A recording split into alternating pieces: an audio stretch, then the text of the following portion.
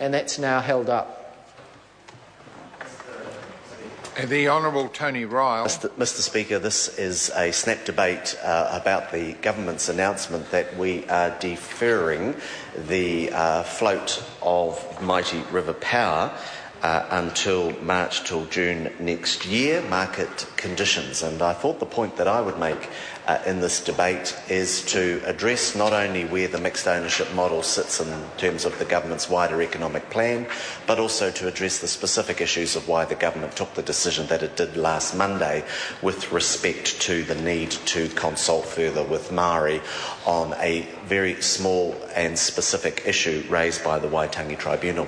The mixed ownership model, the government share float, should be seen within the government's wider plan to control debt and support the New Zealand economy. This government's been taking action across a whole range of areas in order to support the economy. If there's one thing this government is on about, it is securing and building our economy for the future. So we've been making changes across a whole range of areas. Better public services to get better value for tax payers, making sure taxes are more competitive for New Zealanders, such that the vast majority of New Zealanders now only pay 17.5 cents in every dollar taxation. Changes we're making to the Resource Management Act, business compliance, changes we've made to ensure that interest rates are low and that the cost of living and inflation is kept low. These are all part of a wider plan to build and secure the New Zealand economy so that people have confidence to invest in the future. And it's really that investment that will underpin the growth and the improved prosperity that New Zealanders want. Fundamental to making sure we have low interest rates, have low inflation, have an economy with low compliance and lower regulation is to make sure that we have our debt under control. What we know is that over the next 2 to 3 years, debt is going to rise from about $54 billion now to $72 billion. Keeping it under 30% of GDP is important, and that's the reason why the government proposed the sale of a minority stake in these 5 state-owned enterprises in order to free up cash which can then be used to invest in important social infrastructure that helps our economy continue to grow. Now that's about 3% of New Zealand's assets, those minority stakes, and so it's not the be-all and end-all, it's part of a wider plan the government has to control debt and to support the growth of the New Zealand economy. The mixed ownership model program has been going through a stage-by-stage approach since the government started this after the last election. We went through a reasonably comprehensive consultation with Māori in February involving 10 hui up and down the country, attended by a number of ministers, to talk to Māori about their rights and interests in water and in this process, and make sure that we listen to those. We listened to those comments such that the government saw, I think, Section 9 of the State-Owned Enterprises Act with respect to the treaty principles have been brought into the new legislation that would apply to the mixed ownership model, Crown shareholding and the Crown's responsibilities, not to the private shareholders but to the Crown's responsibilities. Then we know that the New Zealand Māori Council took a claim to the Waitangi Tribunal. An indicative and an interim report was provided. The government thought that that did not provide sufficient clarity into the concerns that were being raised by the Waitangi Tribunal, such that another report came. That report made very interesting reading because it indicated that the positions that the government had taken before the tribunal were pretty clear and pretty much accepted by the tribunal. But there was this one small area which is called Shares Plus, that was new and the tribunal has put it out there. The government's very strong view, and we took legal advice on this, and then we decided that it was important that on that one issue of Shares Plus, we needed to consult with Māori in order to explain to them the reasons that the government was adopting the position that it was adopting. Clearly, there are some significant concerns around Shares Plus. I don't think that the vast majority of New Zealanders believe that any one particular class of shareholder should have veto rights or responsibilities and powers different to the others, and so that's clearly why the government has a number of concerns around this area. We've made it clear to Māori in our correspondence that there are 5 areas where we think that Shares Plus is not a viable option. The first is we don't think that it's in the national interest for any group within the shareholder base to have the specific rights that were detailed in the Tribunal's Shares Plus arrangement.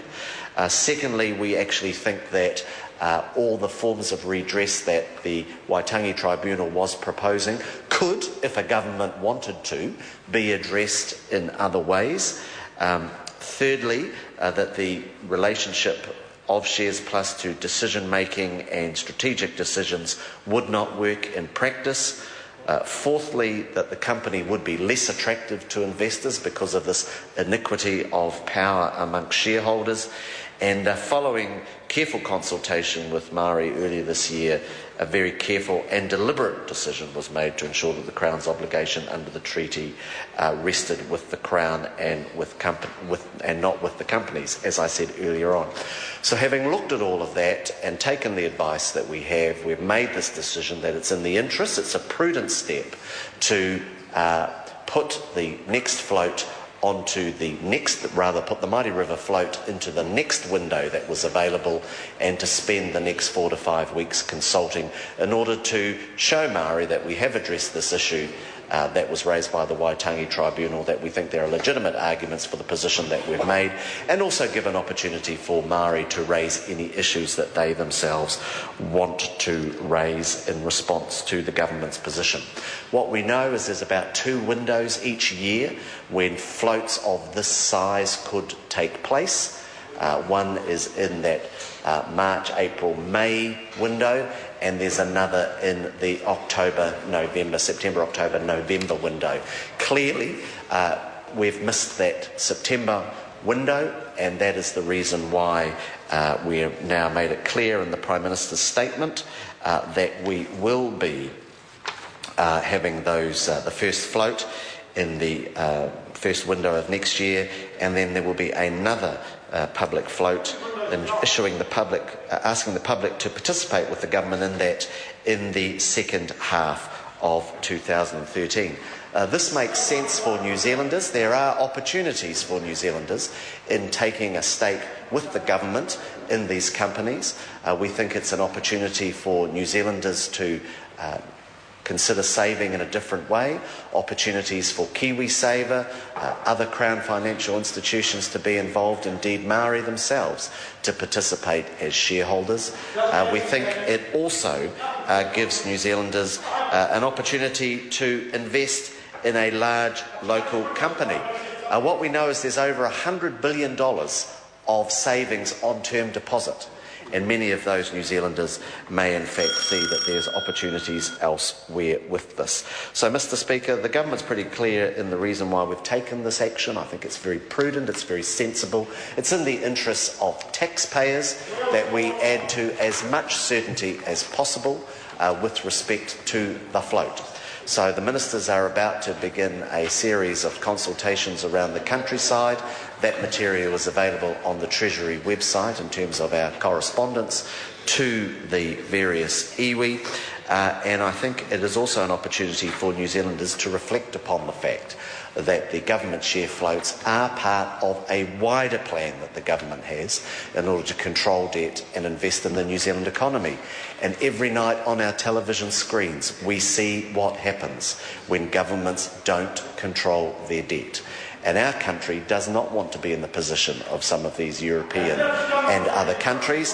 That's the reason why we want to continue to get ourselves in a position to control debt and invest in the future, and that's certainly how the mixed ownership model should be seen as part of that wider economic plan. The time for this debate has expired. Call Government Order of the Day number 1. Subordinate